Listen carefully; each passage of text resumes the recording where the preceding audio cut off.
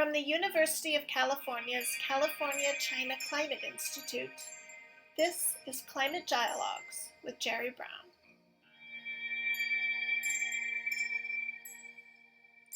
In episode 5, Mary Robinson, the former president of Ireland, joins Institute Chair Jerry Brown to discuss their expectations for COP26, the need for international climate finance, and the effects of the global pandemic on efforts to address global climate change.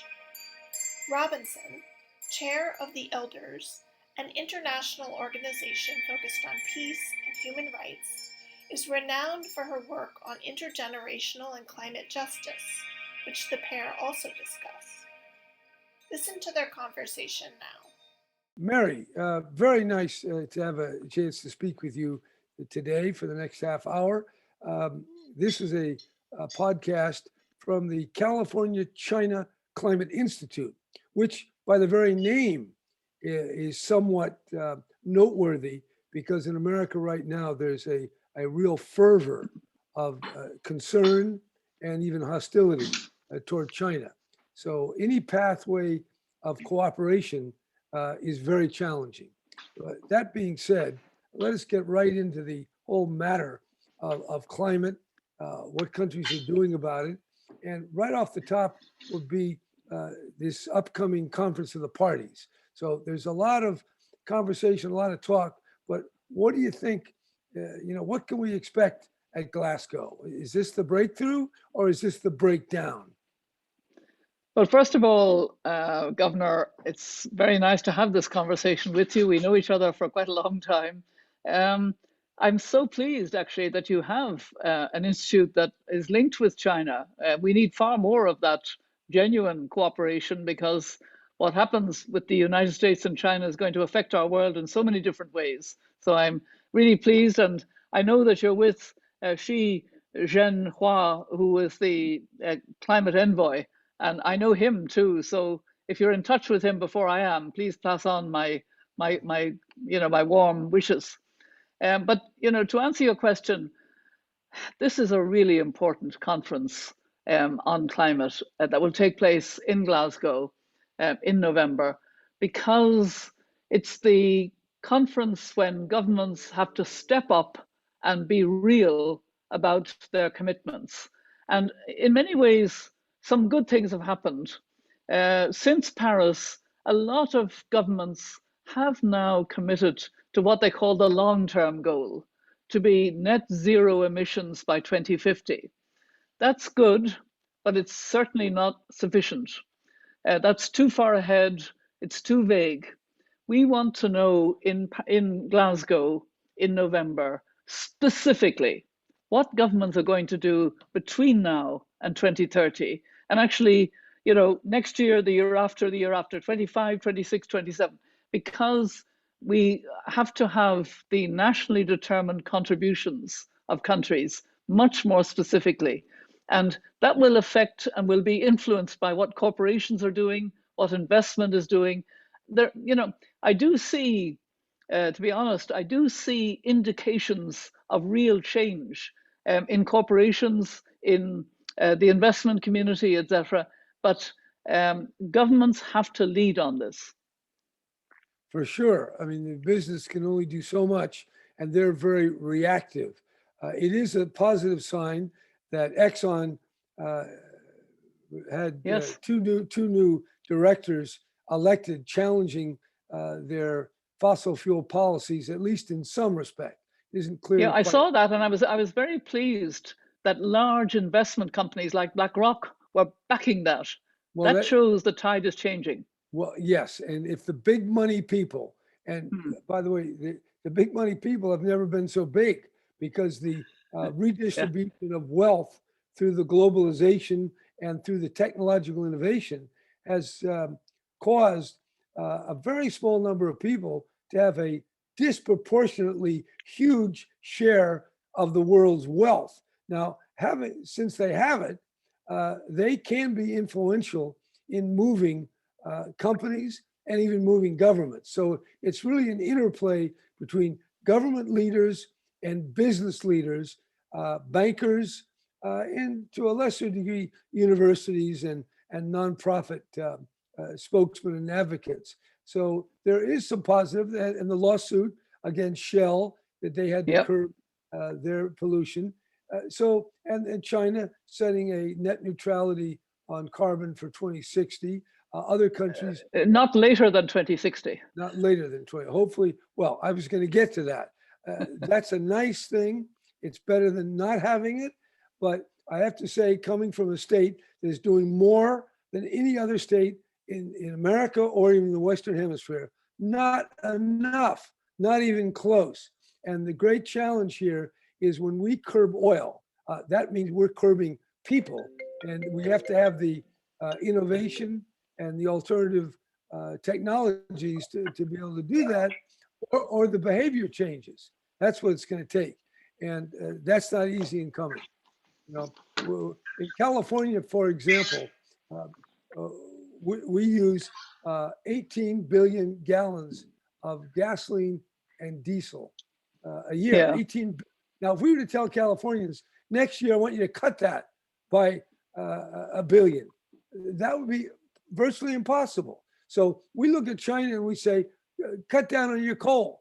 But then we look at America and we say, cut down on your oil and gas, and we don't get a big response. So my point is this: there's been some positive signs, but the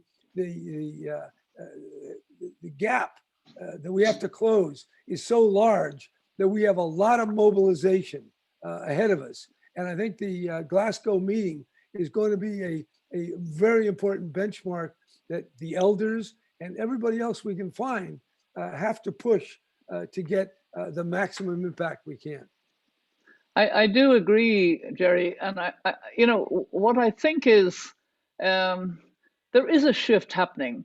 You know, the recent report of the International Energy Agency, which has always been an agency supportive of the fossil fuel industry, it has now aligned itself with 1.5 degrees Celsius. We can't go above that of warming. And it has said we have a huge challenge, you know, and Fatih Birol, the head of it, you know, is really committed now to being on the right side of this issue on behalf of energy globally. There was a case of the German Constitutional Court very recently, stunning for Germany, telling the German government, you have to get your act together because you're not protecting future generations. And they took their real judicial sense of that from the Paris Agreement, because you know they're a country that respects international treaties, and it's stunning. Paris, you know, France has had a decision against it about not protecting its people. Ireland has had a decision about not protecting its people. So, you know, the Dutch Shell was against a company, which is also very relevant. But these cases, Guyana is now taking a case, citizens in Guyana against Exxon, who want to exploit the huge oil wealth of Guyana. And they want to protect their natural environment and their biodiversity. So, you know, because it's becoming more specific, we're seeing more litigation, we're seeing more shareholder action, and all of this ties in with what I was saying about the International Energy Agency aligning with 1.5 degrees. The G7 of environment, which included John Kerry, also aligned for the first time ever with a future of staying at 1.5 degrees Celsius. Now we have the big shift to the main G7, which Biden will be attending. And I do honor the wonderful Earth Summit that Biden held. That was a great step in the right direction. Well, it's hard. We want to recognize progress and goodwill. At the same time, we want to be honest and realistic. And we're going to hit 1.5 maybe as early as 7 years from now. That's what scientists in California are telling me. So we good where we are, but somehow we got to step it up. And you mentioned the International Energy Agency, very path-breaking, radical in their statement that we have to get off oil. But at the same time, Australia says we don't agree with that. They're begging off. And I think another country said the same thing. So it's going to be up to the United States and Great Britain and Germany, whoever. If I could take the phrase of George Bush, we need a coalition of the willing who are willing to step up, and we got to pressure people. And I think we can take heart from what we've seen with respect to how women are viewed and respected with the whole Me Too movement. Then we look at the racial awareness after the killing of George Floyd, huge alteration in public consciousness and the whole atmosphere of how this issue of race and gender are being treated. Now, there's been a tremendous increase in awareness, but the climate disruption, which is a function of how we live, you and I and the other billion people in the more privileged area, but the next several billions of human beings are living in a way that is putting a terrible burden on the next and the succeeding generations. So this notion of intergenerational justice, I'm hoping will come to the same state of awareness as some other aspects of human existence. A little more abstract, but it's even more real in the devastating impact that will occur if we don't wake up and then take the action required. Yeah, I agree. It's very real, and in a way that I think we can, draw from, if I could put it that way. COVID has brought home. It's like a mirror, showing, how all of these inequalities have been exacerbated by the virus. Racial inequality, poverty inequality, gender inequality, inequality of being a migrant, person with disabilities, etc.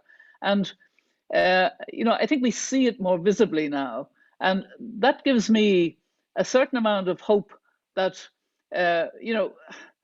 in many ways it has taken us all out of our comfort zone into a realization of the fragility of humanity, that a tiny invisible virus can disrupt and kill large numbers of people, even in the richest country in the world, crowd hospitals, and and also close an economy.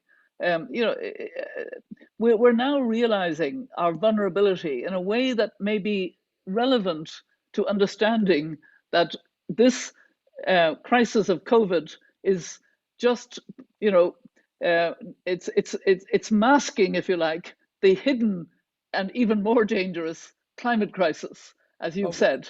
Well, and I think that's why we're seeing the shifts. I really do think we're seeing shifts in investment. We're seeing shifts by corporations. We're seeing what I worry about a lot, to be honest, and I want to come on to that, is climate finance. That's going to be a big issue at the conference in Glasgow.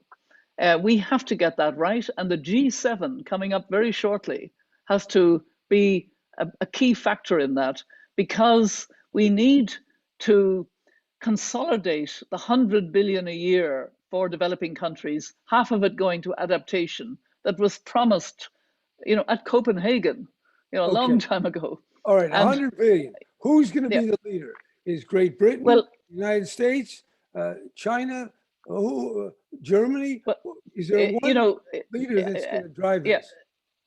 Because of the 4 years of the Trump administration, which we probably don't want to talk about, America slipped behind.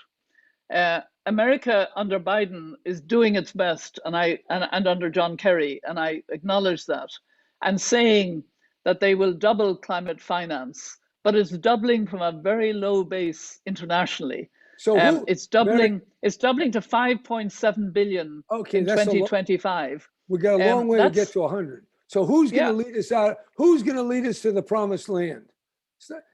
It would be a good thing if the United States can indicate an awareness of needing to do much more, because then I think Germany and France and Italy at the G7 will step up more. But they can't accept that America will not accept, instead of 5.7 billion in 2025, basically the United States should be 10 billion now. Well, that would be the right figure. Look, the United States is deeply divided. The Senate is even, 50-50, Republican, Democrat. Biden is on the razor's edge of a majority constituency. He is doing an extraordinary job, but quite frankly, in my opinion, unless America gets the encouragement and even the pressure from other world powers, whether they be Germany, Great Britain, or France, or even better yet, China, maybe even Russia or India, we cannot, no, we can, but we won't. My political judgment, and I've been around this game 50 years, nothing will happen unless there is some greater pressure coming from abroad that will then join with pressures that are mounting within America itself. So it can be done, but putting all your eggs in the American basket will prove disappointing because it's going to take more. I'm taking the point, and I'm not putting all the eggs. The other countries have doubled their climate finance, much more realistically than the US. They've also played the Green Climate Fund, which the US is now contributing, but is again behind. So, you know, I'm not blaming the Biden administration, far from it. I'm praising the Biden-Harris administration and John Kerry for being so serious as you are about the climate issue. But I'm saying that, you know, because of the fact that there's been this 4 years, there needs to be a step up. And I know how politically difficult it is. So I'm part of the outside friendly pressure on the United States that you're looking for. Well, we need more pressure. I can tell you, America's got all these different issues. Climate is, Biden has done more on climate than any other American president, for sure, not even close. But as you say, we're talking about $1 billion in the next couple of years. We need to go much higher. And so we need something. Now, Germany's going through a leadership transition. Who knows what Boris Johnson wants to do? Macron isn't all that popular. So I don't know. I think China's going to have to be one of the ones. They're not going to be at G7, but I'm sure if China put up 5 or 8 billion and said, okay, America, well, where are you guys? That would put a lot of pressure on the United States because we're in a rivalry with China. And China can't be seen to be doing more on climate than America. Now, the problem is that China has its own problems. It's got its coal industry. I bet in the Communist Party of China that people who are in the coal business are pretty damn impressive, just like people in the oil business are very important in American politics. So we have to look in many places, whether it's the Pope or the elders or G7, whatever, we can't be picky. Wherever we can get a voice of some weight and notoriety, we need it. So if you know anybody who would like to be a little less polite and a little more aggressive, I think we can get the job done. But I don't think. Can I actually tell you about quite an important voice, which might surprise maybe you, but certainly maybe some of your viewers. It's my direct experience of Paris. I was, as you know, the special envoy of the UN Secretary General Ban Ki-moon at the time. And I was a close observer. I know you were in Paris and you were very active, and bless you for that. Do you remember we had informal ministerial meetings, which I don't think you were at because you weren't a minister, but I was at and observed. And Tony de Brum of the Marshall Islands kept saying, do you want my country to go under? Do you want us to no longer be a sovereign people? And he created a sense of urgency. And then in Paris, we had the High Ambition Coalition. And who led that High Ambition Coalition? Tony de Brum of the Marshall Islands, even though it also included the United States with John Kerry 100% there, and the European Union. And that High Ambition Coalition had one objective, which was to get 1.5 degrees into the goal for Paris. And we got that goal of staying well below 2 degrees and working for 1.5 degrees. And then what happened? The scientists had not studied that. They didn't know what the difference was between 1.5 degrees and 2 degrees. And that's what the Paris Agreement had to ask the Intergovernmental Panel on Climate Change to study. That happened. That was the direct thing of Paris. And the Intergovernmental Panel on Climate Change studied and came out with their most important special report on 1.5 degrees warming in October 2018. And they told us, actually, there's a huge difference between 1.5 degrees and 2 degrees of warming, because in that time, the Arctic ice may disappear, the coral reefs will probably disappear, and the permafrost will melt hugely and throw up not just carbon, but methane, and be very dangerous. So they said the whole world has to stay at 1.5 degrees, and we have to reduce by 45% our carbon emissions. Now, the reason I mention that is actually that changed the whole conversation. And now that is the conversation. We're all talking about 1.5 degrees.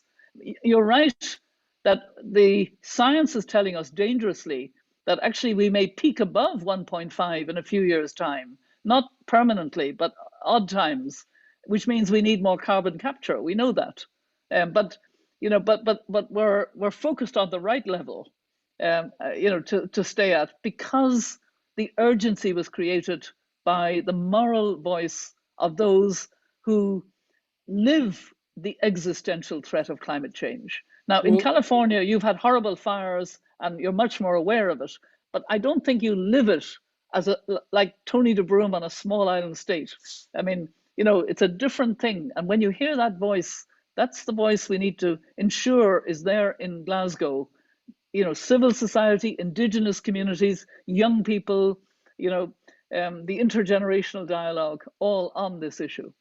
Very good point, particularly about the Marshall Islanders. There's a book coming out, hasn't been published yet, by Walter Pincus, a person 45 years with the Washington Post. It's about the atomic testing Yes. in the Marshall Islands. America went in there with no right, took over those islands and destroyed a whole people's way of life. You could almost call it genocidal. It hasn't been called that way to date. It was only several hundred, but those people had lived on those islands for hundreds of years, and America came in and started nuclear tests, and the radiation is still there, and the people who live there and their descendants can't go back. So I think your point about the Marshall Islands, they're being under threat, and what America already did, this country owes a debt.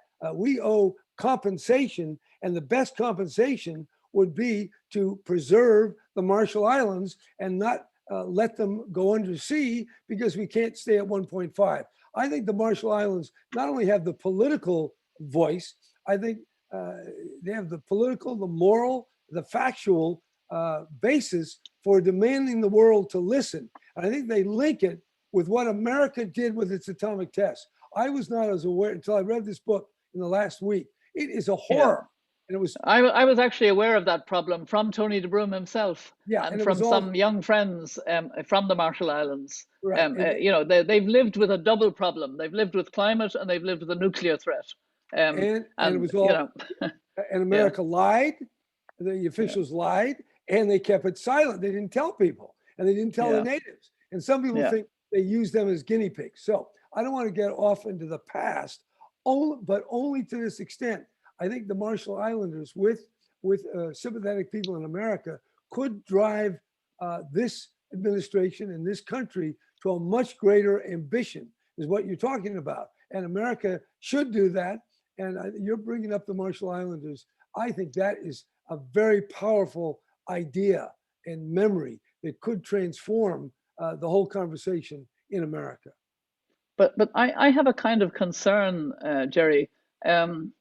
I have a concern that those voices were vital in Paris. It wasn't just the Marshall Islands. It was all of the small island states, all of the indigenous peoples, all of the young, all of civil society, all of the women, together. In Glasgow, are those voices going to be there? Because we don't have equitable access to vaccines. Now, I very much appreciate and I really support President Biden having called for a modification of the TRIPS, the intellectual property, to allow manufacture in those countries of the generics of dealing with coronavirus. But the reality is come November, it may be that from different parts of the world that are most affected by climate, the climate justice part of the world may not be able to travel to Glasgow unless we quickly and more effectively deal with that lack of equitable access to vaccines. Yeah, but that is really a good point. And it also illustrates the failure of imagination on the part of world leaders. Still, we're in this world of my interest, American interest, China interest, Great Britain interest. There's a common interest because there's a common vulnerability. It's obvious in the virus. It's true in nuclear. It's completely true in climate. It's true in cyber. And all these threats threaten everyone. And the poor people, whether it's in Africa or Pacific Islands, they're contracting the virus at a certain rate will speed up mutation and threaten the whole world. So I'm wondering, why hasn't Putin and Xi and Biden got on the phone and said, we got a common threat here. We need a common solution, not to the virus. And I think if they would say, we got to produce the billions of vaccines as quick as possible, let's figure out what it is. I haven't heard that summit has happened. Have you heard that anybody's called? Well, it's certainly going to be on the agenda of the G7, which doesn't include, obviously, Russia or China, but at least it's that part of the world that can be more effective in addressing the issue. Okay, but G7 could call on China and Russia, hey, come on over and talk about it, but they won't even let them in because China and Russia do bad things. But if we don't bring them in, the whole world will suffer much badder things, horrible things. Well, maybe President Biden can talk to President Putin when they meet on this and other important issues. I know you wanted us to also talk, and I'm very keen on this, and the elders are very supportive of the intergenerational dialogue.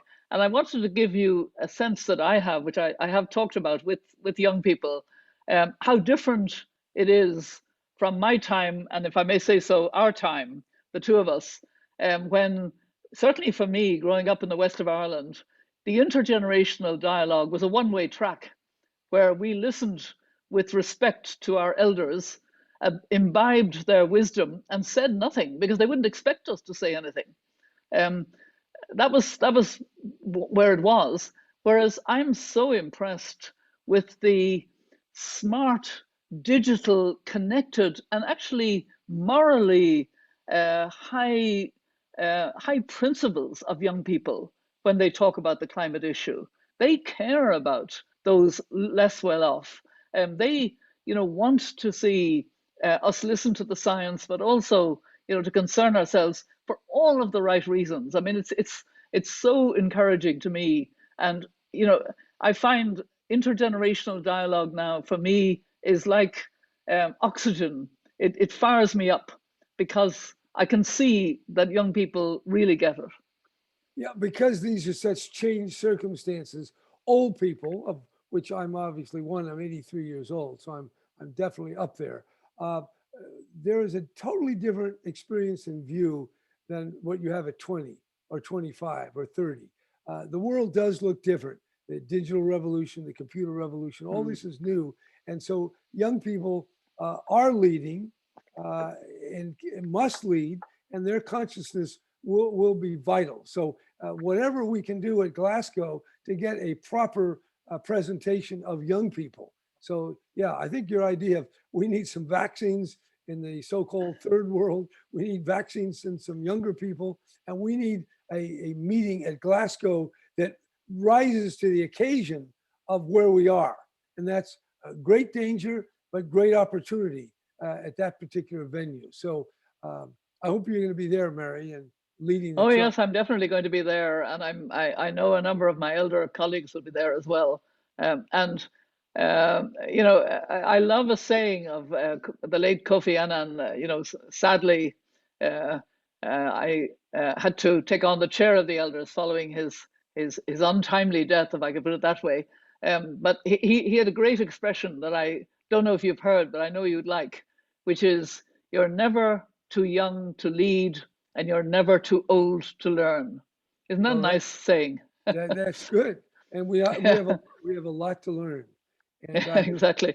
I hope And about China, because I know you, I mean, I want you to tell me more about how you see how we can encourage China in a leadership role, which it is, I think, wanting to play and yet has to do more internally to have the real authority to be a full leader. very simple to me. We can notice all the misdeeds of China. Certainly, we ought to notice the misdeeds of America that are different, but are still not pretty. We have to also see that climate is gigantic and it's irreversible at the pace we're going. So I think we have to rise above the nationalisms, what I'd call the parochialisms, to what I call planetary realism, based on common threat, common vulnerability, and therefore common interests. So we need to be working with people who are very different and do things that many cases we did before, maybe in another generation. But we've got to recognize that climate is not waiting, it's occurring. Billions of molecules of CO2 are going up in the atmosphere as we're speaking. So we've got to get a handle on it. We got to get it soon. Mary, I think we're getting close here to the end. And so I want to thank you, and I want to acknowledge your own podcast. So hopefully you can spread this message in your own way, and we'll spread it in our own. But it's something, it's a common task because it's a common problem. And I'm very excited for what you're doing. And over here, we're trying to do our part as well. Thank you. Thank you very much, Jerry. I very much agree with you about how we need to engage China very actively as a partner in this huge endeavor of addressing the climate issue and bringing hope to future generations. So thank you very much for the opportunity. And we do need to engage them, and not easy, getting more difficult every month. But we end on a note of hope. At least we old people get the message, and we're going to make a difference. So Mary, thank you.